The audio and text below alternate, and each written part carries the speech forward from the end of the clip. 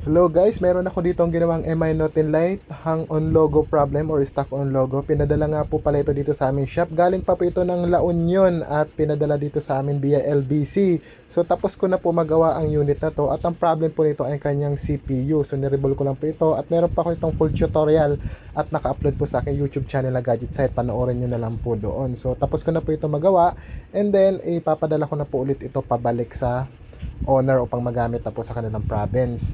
So rebolling CPU po ang ginawa ko dito at hindi na po ito kailangan i-reset. After rebol po ng CPU, nandun pa rin po lahat ng files at wala po ditong mapupura. Sa may mga ganitong issue po, pwede po yung pumunta sa aming shop, pwede nyo po yung panoorin at hintayin habang ginagawa po namin, or pwede nyo po ipadala sa amin via LBC pag kayo ay malalayo kagaya ng provinces, or ipadala sa amin via Lalamove kung kayo ay within Metro Manila lang po.